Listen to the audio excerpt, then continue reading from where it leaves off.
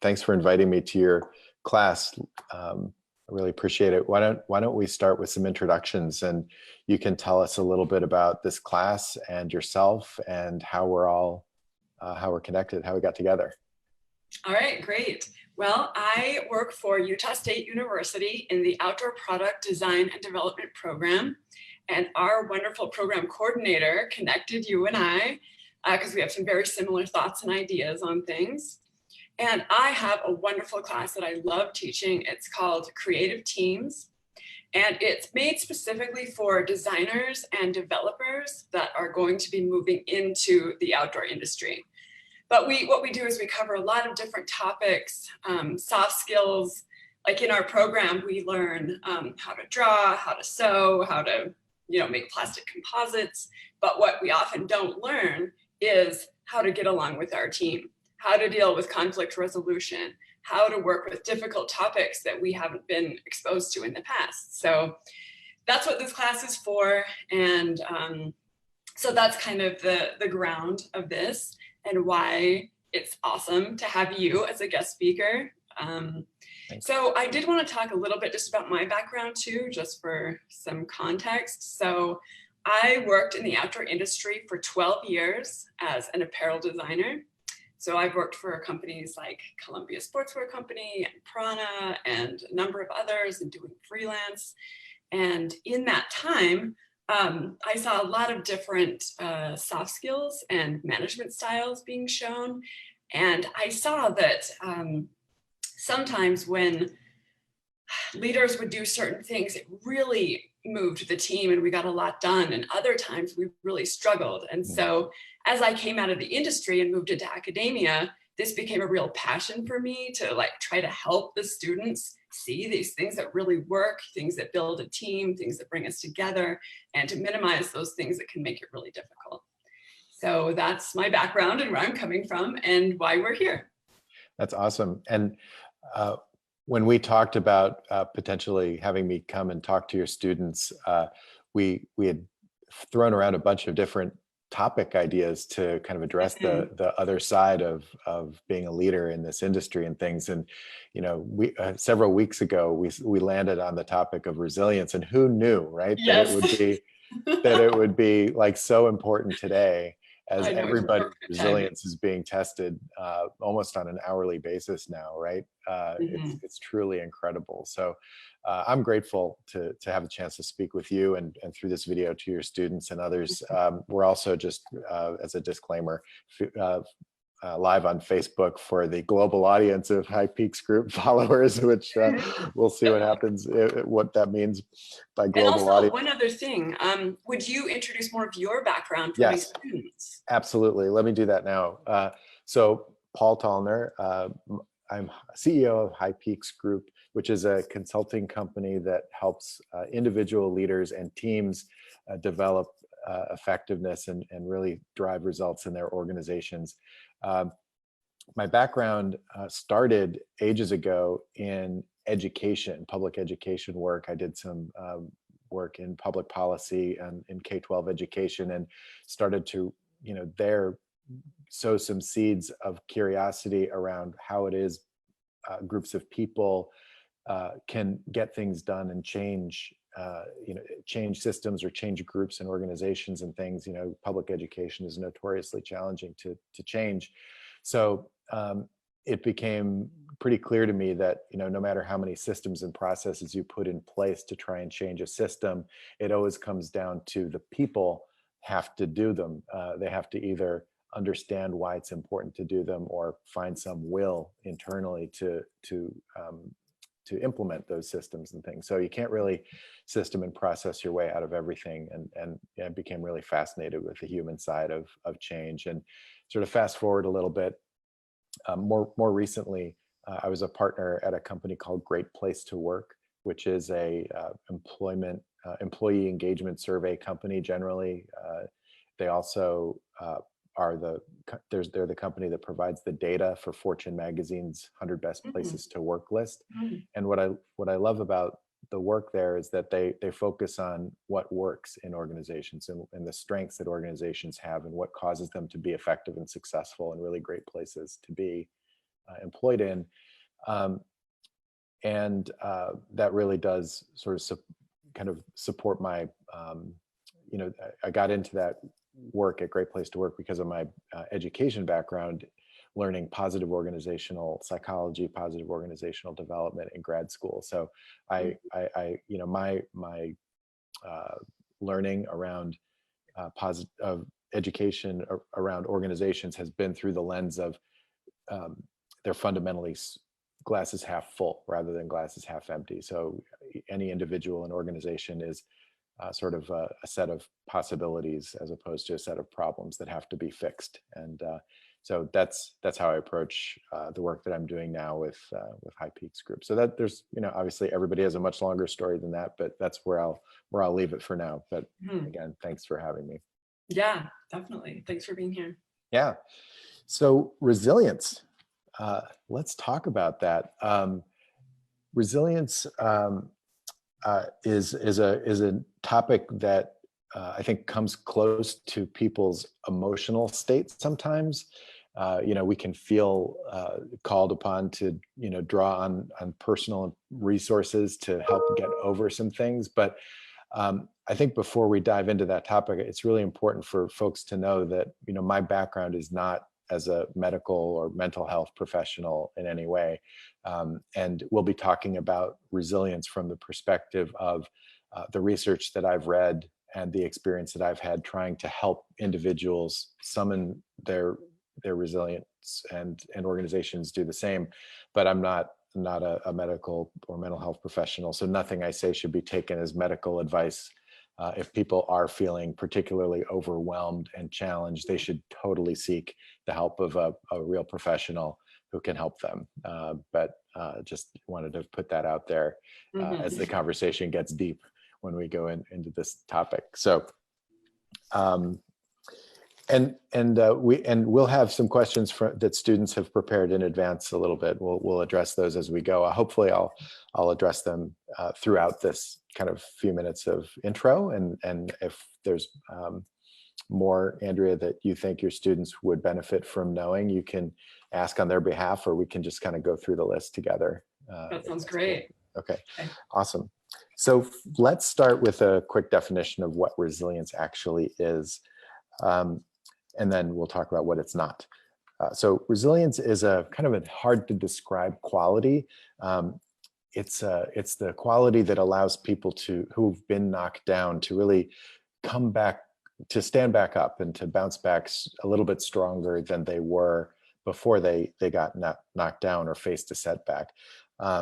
And then not letting the feeling of challenge overwhelm them or overcome them and drain their resolve, but to really find a way to rise from the ashes, I guess you could say. So it's this concept of bouncing back. So the shorthand would be, how do you bounce back from something? So, but that is easy to kind of assume that it means a lot of other things too. So bouncing back is what we do when we face disappointment or defeat or failure, instead of kind of letting things keep us down. The process of adapting well in the face of adversity is a really important skill. It's not just personally for individuals kind of in life, but as a leader too.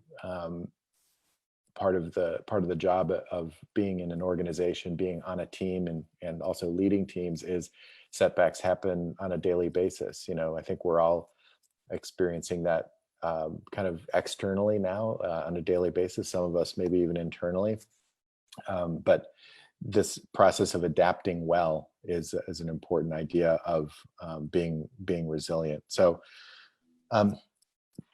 let's talk about differences between resilience and some of these other similar sounding terms that people may kind of associate with resilience. So mental toughness is another one, is one of them that people might associate with resilience. And mental toughness is certainly related, but it is different. So mental toughness is kind of a personality trait that determines how someone deals with stress or pressure or a challenge or something like that, regardless of the circumstances. The elements of mental toughness are optimism and confidence. Those are kind of the core pieces of it. But I think the key thing to remember with respect to the difference between resilience and mental toughness is that all mentally tough individuals are resilient, but not all resilient people are mentally tough, right? So you can have a little bit of a difference there. So you can be mentally tough without facing setbacks, et cetera. So it's an important distinction there.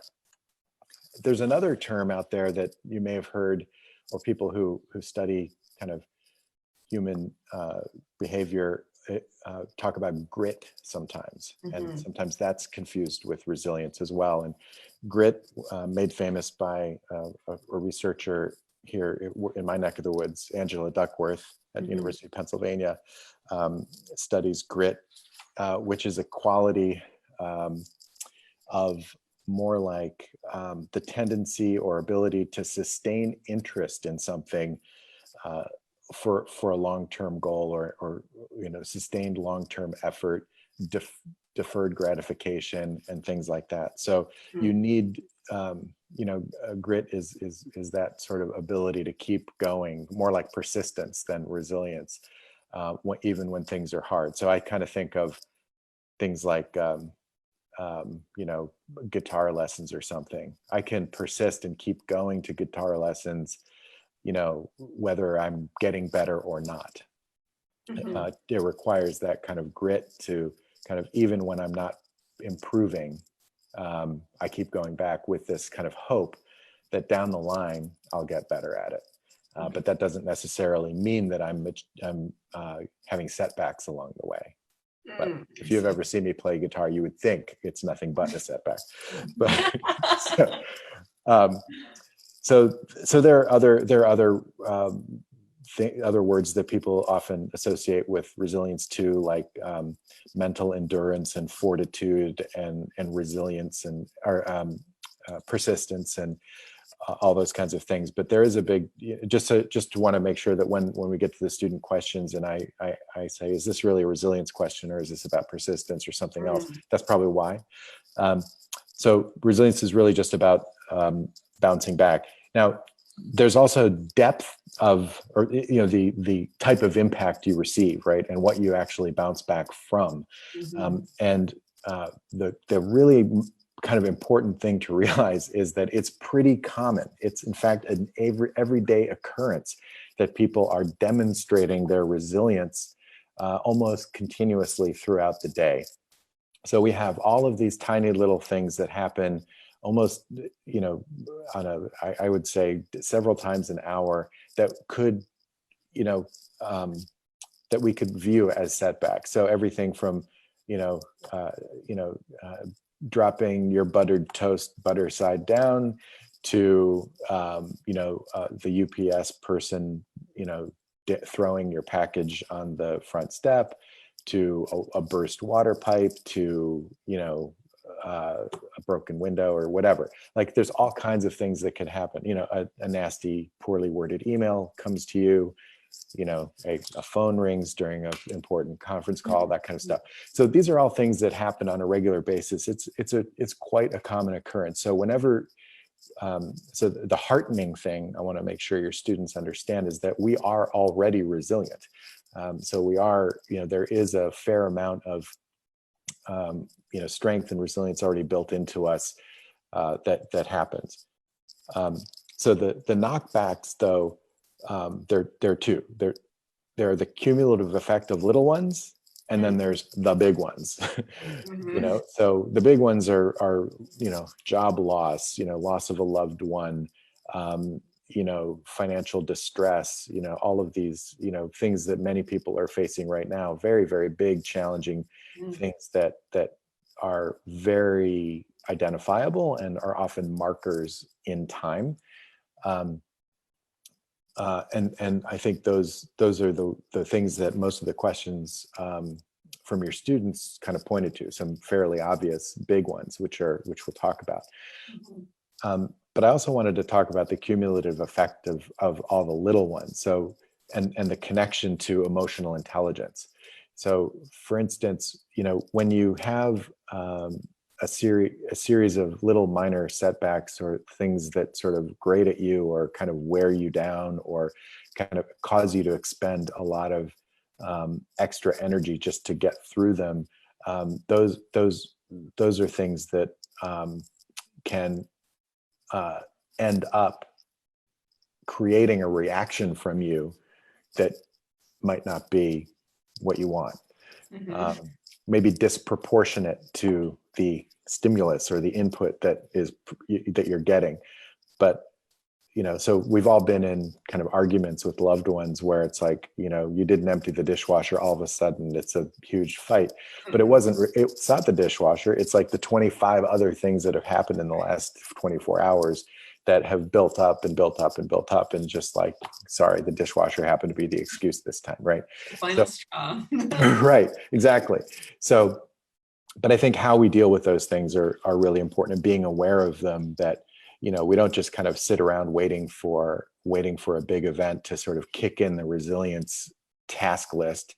It's a continuous process along the way that we all have to be mindful and aware of how we bounce back from even the smallest of difficulties on a daily basis. And so and I mentioned that because that's a skill building mindset. If you it's like weightlifting, start with small weights. Right. Like, Totally. start with the dishwasher, make your bed, whatever. These are all important things. So let's talk about why it matters, and then maybe we'll just jump into a couple questions from your students, Andrea, if that's okay. Yeah, right? Definitely. Awesome. Okay, so why does resilience even matter, and why is it important? Okay, so it's important for a lot of ways. I mean, a lot of reasons. One is your own well-being. Any individual who has intentionally built up a little bit more strength around resilience is going to have a lot of benefits personally for that. So there's a lot of research that shows resilient folks are you'll love this, Andrea. It leads to improved learning and academic achievement. Excellent. Yes, so let that be a lesson to everybody. But it also, in younger kids, it's related to lower absences and less missed schoolwork and things. But it does also contribute to less risk-taking behaviors, including excessive drinking, smoking, and drugs, and things like that. So these are all, I think there was a question from one of your students about, raising resilient kids and things. We can go into that in a little bit as well. But also just, being better able to regulate your emotions is an important thing to do when you are working on a team of people, all of whom have a lot of different perspectives and points of view and ideas and things and work styles, right? So if some people have, you have the night owls, or the people who process verbally, or, all these different things that happen to you in teams, your ability to kind of regulate your own response to those things is strengthened if you build some resilience capability as well. So that's an important piece as your students go on to lead their own teams. Some probably already are. Coping with stress, enhanced problem solving, having a positive orientation, and then of course down the line, successful aging is also part of that. So I've never heard that term. That's awesome. How do you successfully age? Right, that's probably a whole other lecture we could do. What is successful age? Other than just achieving age, how does one do that successfully, I wonder. Right. But we'll leave that as a cliffhanger for the next discussion. Right. Okay. So it's important personally. It's important as a leader in the professional world. It's a really great kind of set of competencies to develop and build. And I have this thing, I'll also make sure this is available to you, to your students as well. But it's a set of resilience competencies. So some actual concrete skills. And I have some other resources that I'll send to you. So here are 6 from the University of Pennsylvania Center for Resiliency, which is a world-renowned institution, obviously, but the program led by Dr. Karen Rivich has done a lot of resilience training for the U.S. Army really? to help military leaders bounce back from setbacks they experience in battle, which is, how do they not only stay focused during deployment, but also when they come home and are removed from that situation and now have a whole different kind of set of realities around them. It requires a fair amount of resilience. Anyway, 6 competencies for resilience. Self-awareness, which is the ability to pay attention to your own thoughts, emotions, behaviors, and reactions. So one key there is the ability to accurately name the emotion you're feeling, like in as clear and precise detail as you can. That's a good trick there. Number 2 is self-regulation. Which is the ability to change your thoughts, emotions, behaviors in the service of a desired outcome. So that is, an example of that would be, I'm telling myself a story that my wife is mad at me because she didn't unload the dishwasher and now I have to. A self-regulated kind of comment would be, I'm now going to try another story on and see how that fits to balance it out. It's like, well, I told her that I would empty the dishwasher and, we're taking turns, we're in a whole new world. And I get how she would have thought it was my turn, like you try to come up with instead of like just automatically going to your emotional response, just pausing, regulating, coming up with an alternative narrative, which ties to the 3rd competency, which is mental agility, the ability to look at situations from multiple perspectives and to think flexibly. A very good thing, not just in general for resilience, but obviously your creative folks probably already have some strength built up there, which is encouraging. 4th is strength of character, which is the ability to use one's top strengths to engage authentically, overcome challenges, and create life aligned with one's values. That sounds like an academic description of authenticity. So like knowing who you are and being able to present yourself as who you really are is, so one of my strengths, I'm going to say, is humor. So like I could have been annoyed and irritated when the phone rang, but trying to use humor to kind of get through that situation. Well done. Oh, thank you. Thanks. Connection is the 5th, the ability to maintain strong, trusting relationships. I think there's tons and tons of research on, anyone who wants to do any kind of intentional change, whether it's building resilience capabilities or acquiring a new habit, even if it's, maybe a physical fitness thing or a diet thing or whatever, it's always easier when you enroll a couple of other close people to have on your side and to who you feel have your back and who are supportive of you. So building those relationships is always critical. And then finally, the last one, optimism, is a resilience competency. Obviously, the ability to notice and expect the positive and to focus on the things you can control and to take purposeful action. So, obviously taking time to pause and sort out those things that are possible to control. The opposite of that is what Dr. Martin Seligman at Penn calls catastrophizing, which is where you look at only the gloomy, dark, super terrible outcomes, worst case scenarios, and you end up in this spiral where that's all you can think about. And obviously, that's the antidote to resilience, which nobody wants to take. Right. Yeah. I love those points. Those are awesome. What a nice roadmap to follow too for the skills you can build. The other thing I love is that in our class, our entire first third of the class is focused on self-awareness and then working in a team and seeing, like, we look at our strengths and weaknesses, and then you, like, in a stressful situation with the team, you look at your strengths and weaknesses, and you may decide to let one of your weaknesses go for the good of the team. So I just see, like, in those points, we're just saying, like, we're working on that actively in this class. And I love it that that's great. That could be a skill they're building as well. That's great. Peter Drucker, who's a business guru, I think, passed away probably about 10 years ago now, said that the purpose of leadership is to, I'm going to mess up this quote, but the purpose of leadership is to tap into strengths so much that the weaknesses actually become irrelevant.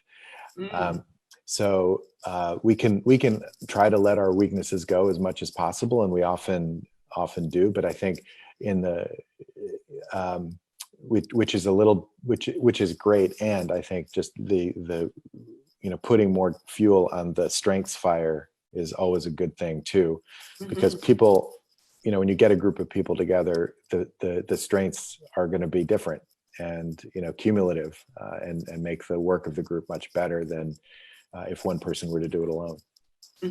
For sure. Yeah, it's good stuff. That's great. I love that you do that with your class. You'd never think that in an applied science school that would be kind of a major part of the class. So good for you for doing that. Yeah, it's so fun. I love this class. And I'm so bummed that we're just online now. I know. I mean, in person, there's so much to do with, like, live people, things that come up, conflicts that come up. Like, we try to lean into conflicts and be able to sit with it for longer. For sure. Then I think that's another thing that can build resilience is, like, having your mind open up a little bit. Like, if you're stressed, sometimes in my case, like, my vision tends to go very narrow, and I only have a few options I can choose. But like you were saying with resilience, if you can step back and then see another story you could tell yourself, then you may get to a different outcome. Yeah, for sure. And there's two benefits to that. One is, seeing the other side of the coin, which is just kind of generally provides some balance, but it also buys you some time. True. Yeah. I mean, occupying your brain with that alternative narrative is similar to, counting to 10 before you open your mouth and say something. And it's a good way to, not say the first thing that comes to your mind, which oftentimes, at least, in my case as an East Coaster, those things aren't always the best things to say. So it's a great thing. I'm kind of interested in, what has been the reaction from your students? Was there a challenge to kind of incorporate this into the coursework at all? Like, are there any people out there who might say, like, it doesn't totally relate to your kind of academic outcomes that you want for these students? Like, how did that come about? Do you mean like the situations we do and like how we lean into the conflict, or? Well, yeah. Well, I guess this is like a whole kind of buckshot question. Sorry, Yeah. but yeah. I mean, I'm interested in what the students do and how they're reacting to them, and then I'm also interested in, like, it seems unusual for this kind of class. So, like, was there any resistance to that? From the students or from like my boss? Did you have to sell it hard, or was it like, oh yeah, that makes sense? At first with the students I did, Mm-hmm. but I wanted, like, my goal, the whole thing, like the learning outcomes for this course is to have experiential knowledge in working with people on teams, with conflict, in situations that are really uncomfortable. And so I thought, well, like, we can read a book about that. We can read an article about that, and we can discuss it. And that's one thing. And we do that to some degree, but it's a whole different thing to get a taste of what that would really be like, to see if I'm in a situation where I'm trying to negotiate a salary with someone, and I've never done it before. to do a kind of role play, right? So this is something kids do all the time. It's how they learn. Right. I believe it's how we learn as people, Sure. like we watch someone else do it, we sit in the chair and we try it. So it's experiential knowledge, and I think it's incredibly valuable. It's hands-on learning. It also comes from a TED Talk. Well, some inspiration from it came from a TED Talk, the founder of IDEO, and how with this wonderful design firm, they incorporate play into creating these amazing designers. And so I'm trying to bring all these things into one. And another thing, my sister is a PhD student at ASU, and she's in drama and acting and like health and theater and how that goes together. And so we kind of brainstormed this together, and it's a way to do improv almost, so the assignment is the student has to come in, think up a scenario that they're nervous about, come in and direct the class, which is also like directing a team, leadership. And we talk about the situation and how we want to go through it. And we practice going through it. And we go through topics that are amazing, like sexual harassment topics. Like that was a very interesting one that we learned so much from. Negotiating a salary, going up for a job that your best friend is also going for. Wow. Like, I mean, these are things that actually come up. For sure. Yeah. And we get to go through it, and then we can time out at any time. We can go back and say, well, what if you did it this way? And the point is to come to a conclusion that is like at the benefit of all people in the long run. Right. So, yeah. Sounds like some really great learning labs that you're kind of creating for these folks, where they can just, imagine these real scenarios. I mean, creating a safe environment to sort of road test some ways of interacting and trying out those things. Another one that I do a lot of work in the ski industry, and I know that a common one is, you go from sort of a kind of a line worker or sort of a frontline person to now supervising your friends. Very challenging. Yes. It's challenging for everyone. It's challenging. It is a tough one. So that's a big one. But I wanted to mention, you were talking about improv and IDEO and all these amazing creative resources. I'll share one too. The Orpheus, I think it's called the Orpheus Chamber Orchestra, or the Orpheus Orchestra. It's been around for about 40 years or so, but it is an orchestra with no conductor. So so it's a great example of a team that has no head. 100% flat structure, self-organized, self-managed, self-governed team that is really fascinating to look at. But they have high standards of performance, high levels of performance. They're when they play, it's incredible. Really kind of homegrown systems and routines and processes and kind of habits and norms around what to do when someone doesn't kind of pull their weight. Very, very interesting stuff. And I know that in a lot of companies these days, especially companies that are maybe on the creative side or employ a lot of creative types, flatter structures are much more common. That's true. Either matrixed organizations, agile organizations, sort of flatter structures and things are much more common. And so you're gonna have to be more resilient generally, because there isn't going to be someone to run to kind of arbitrate your issue, right? Wow.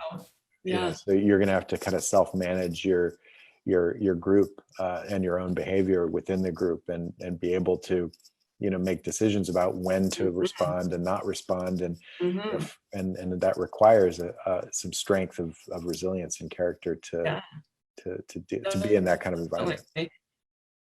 Yeah. So the Orpheus Chamber. And I also see like resilience of itself would be an important part, like the individual has to have resilience, but then as a team, that collective entity is also going to need to have resilience. That's Indeed. an interesting way to to see two sides of it.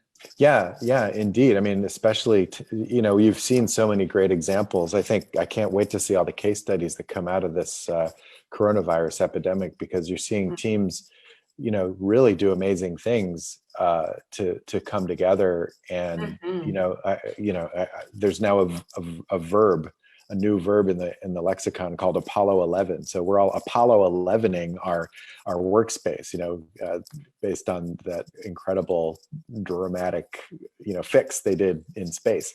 And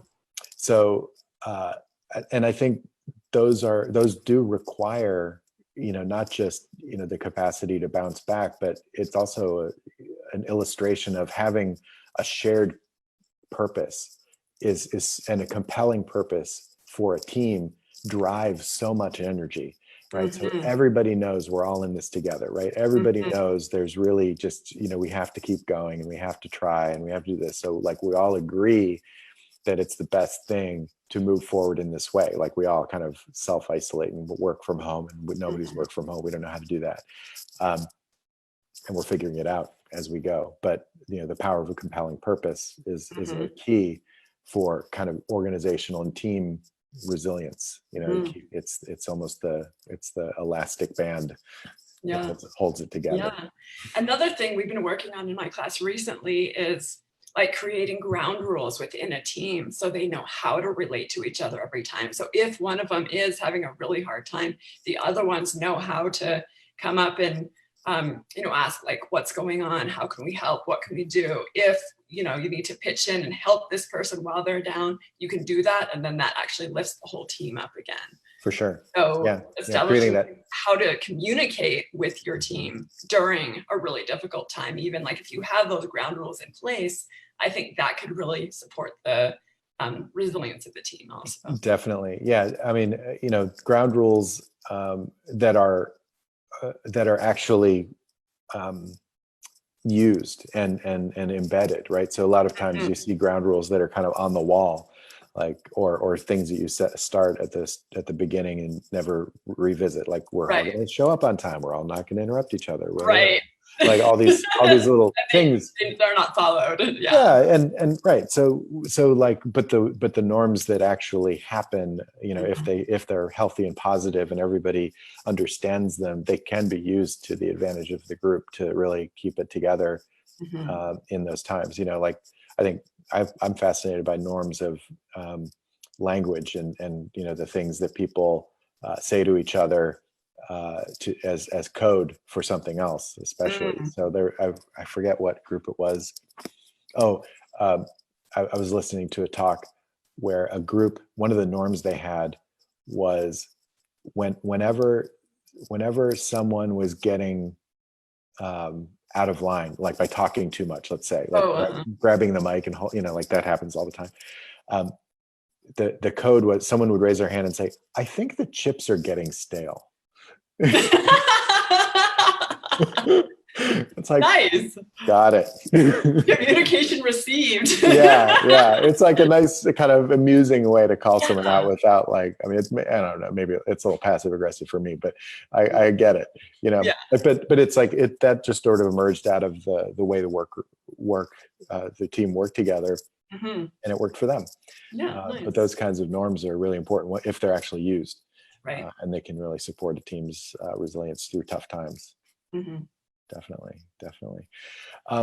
Okay, so let's look at some questions from your students, because I'm so delighted that they were interested enough to send some questions. I mean, of course they're committed, right? So of course they're interested. All right, love them. Okay, so which do you want to read the first one that you think would be relevant that we may not have touched on, or do you want me to pick one? Let's see. And we'll also have to go through and you'll have to say if it's actually a resilience question again, because I do think there might be some in there that are something else. But, actually, before we get into this one, I wanted to ask, what are some other techniques that you would say for actually building resilience? Like when I'm unloading, your wife was mad, you didn't unload the dishwasher. What can you do actually in that situation if you can catch yourself in it, right? If you're self-aware enough to catch yourself, what is a technique you can use to choose a different path or choose the other story or react a different way? Yeah, well, yeah. So there's a couple of things, you know, So I think the first and most important one is knowing that you're probably not going to be 100% perfect all the time, right? You could compound the setback by your reaction, which I, especially in my close relationships, do all the time. But it's you have to realize it eventually at some point that not only relationships are a little weird because the other person's also dealing with a setback too. Like my behavior created a setback, but if it's just trying to keep it one-dimensional for now, I think just address it when you recognize it would be one thing. So don't expect to be perfect and flawless, but also have a practice around building the skills, right? So it doesn't mean you have to like open up a new work stream and create a new habit like meditation every day, although that does help. But start with something that's doable, like recognizing, hey, this is a setback. This is something from which I now have to bounce back. What's my choice here? Okay, well, I usually kind of eat a bag of chips when this happens. So maybe I won't do that this time. Or maybe I'll, whatever. So I think, so just kind of like pause, recognize that you have a choice of your response, and then pick your response. I think is the routine to go through. You might choose to do the bag of chips anyway, but as long as you're choosing it, then that's your response, right? So that then you have other questions to ask yourself. But cheese or chili. Fun size family bag. But it really, so it's okay. And short answer is it's okay to feel a wide range of emotions, and have a whole suite of responses to things, and just be all right with that. Like you could be mad at one thing one time and totally like, if for those with children, sometimes the smallest thing gets on your nerves. Sometimes they could be incorrigible and it's no big deal, so, you have to build a reserve by kind of self-managing and sort of recognizing where your strengths are and, where you are at any given moment, so that would be a second or third thing. I don't know what number we're on, but just kind of checking to see how full your tank is. If you feel like you may be at the end of your patience or something like that, you're going to react a little bit differently than if you have a deep reserve of goodwill and sort of well-being. You can deepen that reservoir through kind of standard well-being techniques, exercise, kind of mindfulness activities of any kind. There's a lot of research even that says just looking at a picture of nature for 5 minutes will help you. I was going to say nature. Being in nature is definitely much better than looking at a picture, but even a picture helps. So self-care is always a big one. And then, creating some kind of, recognizable routine process for a setback, but also routines in your life too. Just like sort of like having a kind of a general pattern to your day is also that enables you to recognize a setback versus a random event. That just kind of, because if your whole life is random, then everything's a setback, right? Basically. So if you have a little bit of a routine, you can sort of, kind of sort them out a little bit easier and not react and respond to everything. Awesome. I love it. Thank you for that. I think that can be really helpful to a lot of people like right now. Yeah, I hope so. And even myself. So. We should have started with 5 minutes of meditation, Andrea. I know. And then looking at a picture of nature. Oh my gosh. I know. I don't know. My computer can't do the backgrounds. I think that's a big thing now in Zoom, like these cool backgrounds that people have.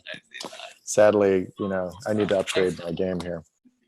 All right. So we got some questions. So back to the questions then. Yeah. What are some everyday things one can do in times without conflict to boost our overall reaction in a time that requires resilience? For sure. Yeah. So I think there's a lot. And I would say, in addition to the wellness and well-being activities and sort of personal well-being stuff that we just talked about, I would say, at work, building relationships with people is another major thing they can do every single day, sort of the head off the possibility of major setbacks affecting you negatively. That doesn't mean be everybody's friend, but it does mean things like, get to know people on a level a little bit deeper than their, name and title. Be a little bit more understanding. So there's no better resilience strengthener than empathy. If you're able to see the other side, more quickly in a circumstance or situation, it makes you more capable of, finding those alternative narratives, not responding and reacting in the first instance, and things like that. So like being aware that your behavior does impact other people is helpful. So anything you can do to build up empathy, seeing things from the perspective of others, building relationships, that's I would argue, a very important skill. Some people call that networking. I call it, sanity.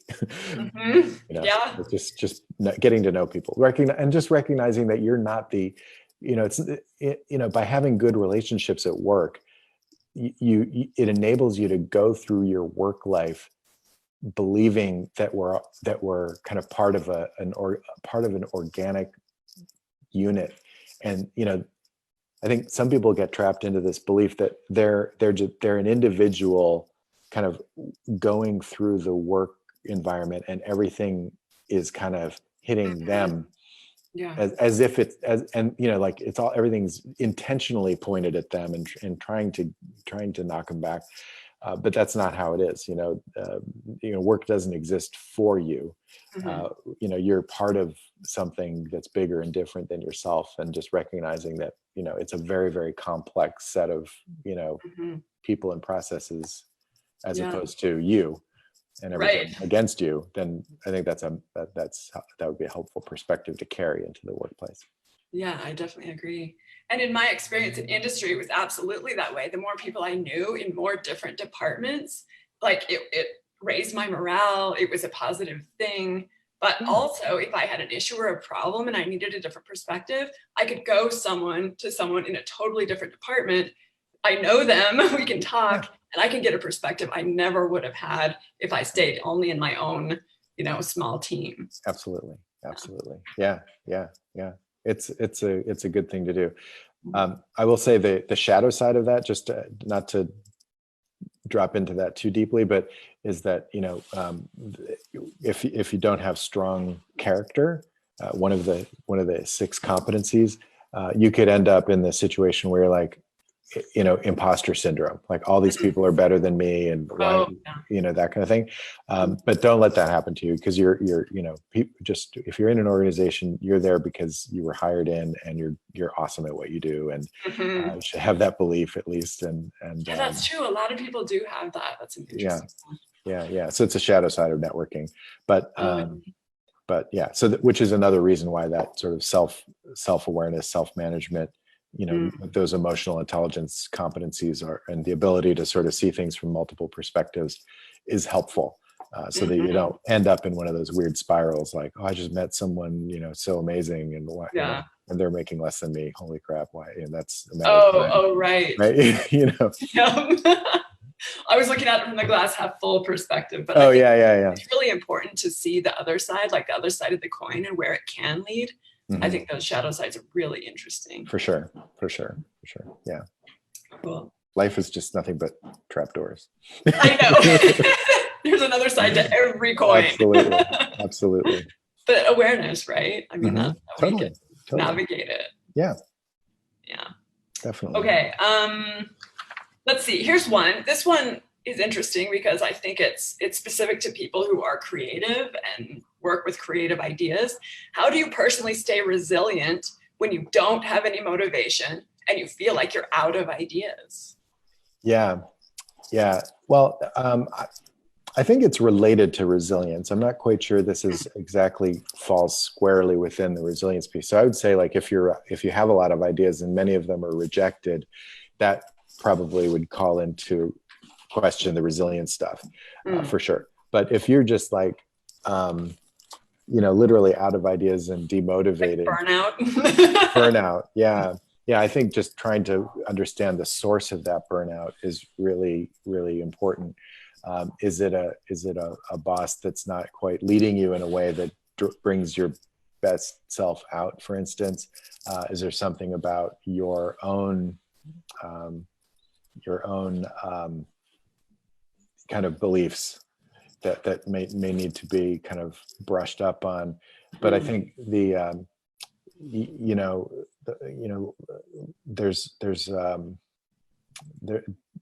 there's this really great book. I'll send it along as a resource for your group, called Immunity to Change. I love that. Oh, you know this book?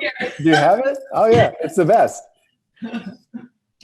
Yeah, there it is. Yeah, it's a great book. The best book. This is a really good one. It's phenomenal. So I think that it provides a really great tool and a framework to sort of get into those layers underneath the surface that might be causing some of those, the demotivation to happen. So, motivation is a personal attribute. No one can give it to you or take it away from you, really. It's like you have to conspire with whatever is going on in some way, like to be demotivated. Yeah. Similarly with motivation too. So I think looking at it from the opposite way is like, well, what might, what would cause a person to be motivated as well, right? So looking at those things, and if any of those are missing from the student's kind of life or reality, then maybe looking for those opportunities to bring them back would be a place to start. But yeah, it's tough. Yeah, and the self-awareness too, also of like, okay, because this could potentially be a story, like I have no motivation, I'm not inspired to do anything. Like, is there another story that could be found there that you could take another? Absolutely. I would say, my first question to this person, if I were coaching them, would be like, so when have you been motivated? What was it like? Tell me a story about when you were kind of firing on all cylinders. What was, paint me a picture. And what did it look like, and what was going on around you? And then just try and reconnect to that thing and then work from there. Yeah. And I do think this is a really common thing, especially for the seniors now. Like they've been in college for 4 years. They're like working so hard, doing all these projects, managing everything. And then it's like almost the end, and it really becomes a struggle. Like I remember that in my own experience too. And now with this coronavirus thing too, I'm like, so in your opinion, is that not necessarily resilience then? Like to be able to like burn out? Because that, I think a lot of them are facing that right now. Yeah, I think it almost goes back to some of the stuff we were talking about at the very beginning about these cumulative effects, right? So, what's the, what are some of the things, what are some of the forces that are acting on a person kind of continually that are almost acting like a, headwind, pushing you back, making it harder to walk forward. And if the, maybe grieving the loss of your college career, maybe, not seeing your friends, or just kind of adulting, the prospect of adulting, all these things are kind of like, transitional moments where you're going to literally move from one reality into the next. And it's hard to let the former one go and just eagerly kind of stride into the next one. So I would say there's probably some fear that's at play. But getting, acknowledging that and being, okay with being a little scared and nervous, while also saying, on the other hand, it's also an exciting time. And it's, a time of real possibility, and a time of real hope. And, lots of good things can happen from here. And in many ways, the good things that happen are going to be of my own making. I get to choose. So I think that could be a way to kind of reframe this idea of transition from one of loss to one of gain. Let's see. Oh, another one. We talked about this briefly before, but what are some childhood behavior indicators that one will have excellent resilience in times of conflict? Like, are there any? I saw like this. Problem-solving, emotional intelligence, things like this. Yes. So I found a little thing here about raising children to be resilient. Yeah. And there's some tips in the American Psychological Association, and I can share that link with folks as well. But essentially, these are going to sound like adult tips too, by the way, and all things that we can do for ourselves, by the way. So you train yourself, train your child. But helping kids to make connections with others helps them build empathy. To grow their, quote unquote support network, even at the younger ages, I think, but it helps resilience. So like letting kids interact without a lot of adult oversight and supervision or monitoring, just they have to solve their own kind of little disputes and things, that's my ball with the whatever. Number 2, encouraging your child to help others, that can help them feel empowered. 3, maintain a daily routine to give young children a sense of safety and structure. Again, this idea of what's the difference between a random event and something that's supposed to happen. 4, taking a break to teach your kids how to take a break. Teaching your kids how to take a break, right? So excessive worrying or unproductive kind of thoughts can be harmful. So, just that ability to set them aside and do something else and not kind of get consumed is a good skill to develop. Probably for maybe, older kids a little bit. Teach your child self-care, including healthy eating, exercising, and sleep. Very important. Help your child set reasonable goals and move towards them one step at a time.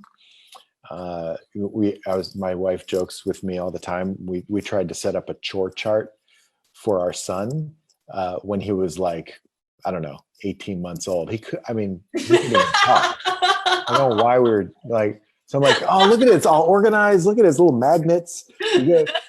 Like one, like do the dishes, walk the dog. And it's like, he's 18 months old. Anyway, so find the appropriate goal to set. Okay. Yeah. Good example.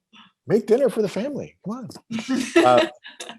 Number 7, nurture a positive self-view in your child by reminding them of the ways he or she has successfully handled difficulties and hardships. So just, that's sort of like the antidote to the catastrophizing that we were talking about, just sort of help people understand they've actually done it before. Resilience is not a foreign idea. We do it all the time. Yeah. And then help your child keep things in perspective and encourage a long-term view, especially when they're stuck. It's like, well, I know this might be challenging now, but down the road. And then self-discovery. Look for opportunities for self-discovery for your child and show him or her how to do the same. And that might be for older kids too, but just, questions around like, so what do you believe? Like, what's your opinion on this or that or the other thing? So that they have to kind of do the hard work of thinking for themselves what they really believe versus just kind of parroting what a parent is saying. Right. Yeah. So those are like that. Those are 9 tips right there. Great. Yeah, sounds great.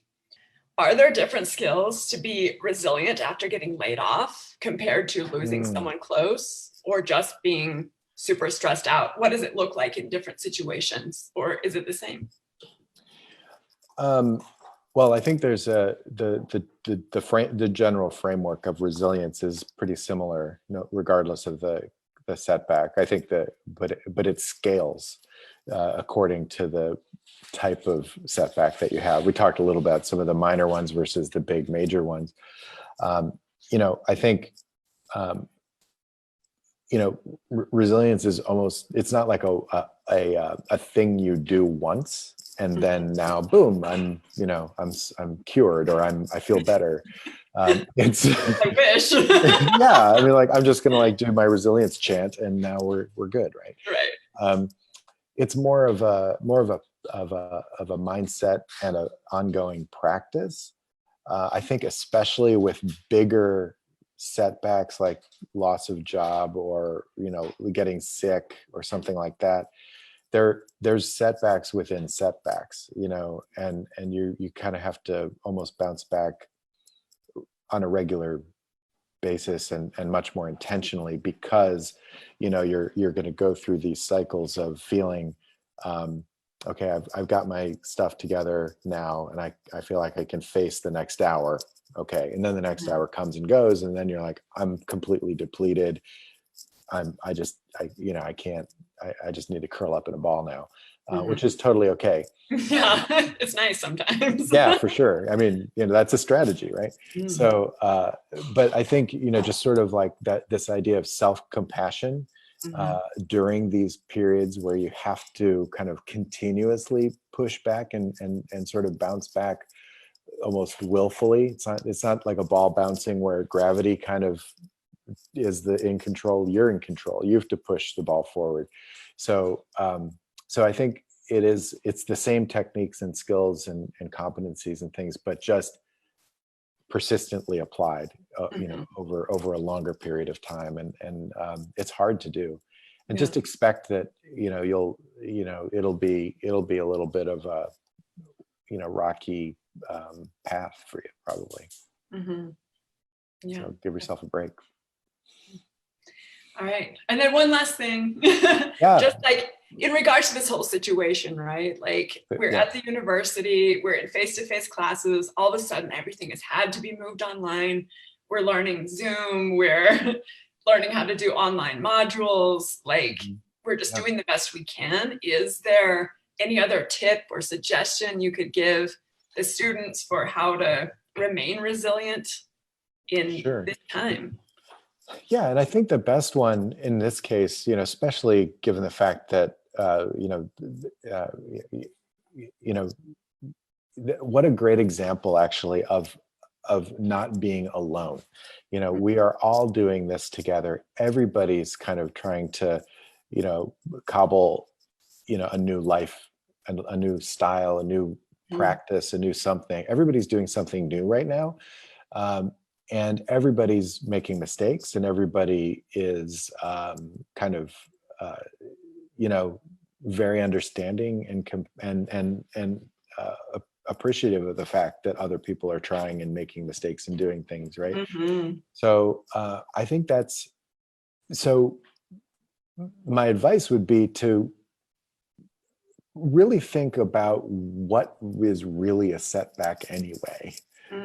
Like if everybody is experiencing all of this all at the same time, you could frame it as, well, this is just normal now.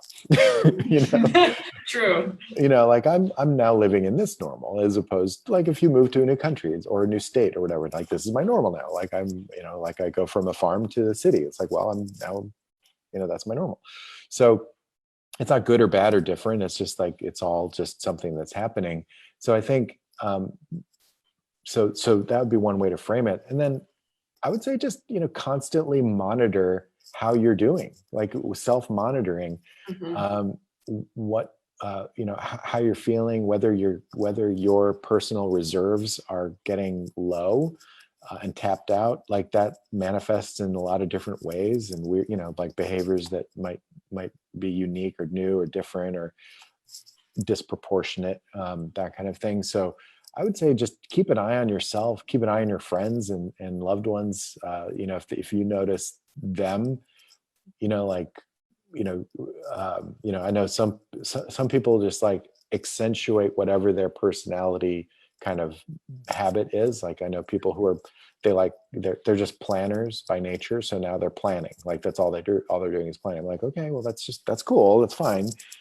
Like that's, you do you. But it's like, just like on, it's just like magnified in a big way, because that's how they've been doing the world for a while. Yeah. So I think giving people the space and permission to do that kind of thing, and watching your own kind of reaction and responses to things, and being careful to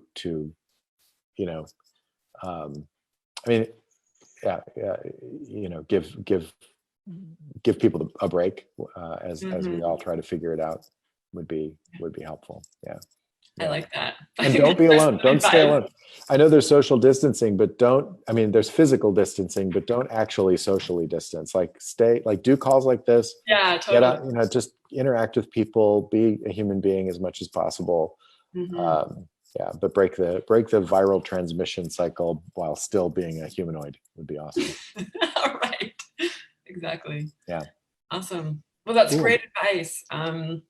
I think this has been really successful. I think we talked about some really great things and some really helpful advice and perspectives that we can look at to, I don't know, put everything into place where we can actually see what's going on instead of just fear or for sure discomfort or something. So. Well, it was delightful for me. I really appreciate it. I'm grateful to have a chance to meet you and maybe one day meet the students, but yes.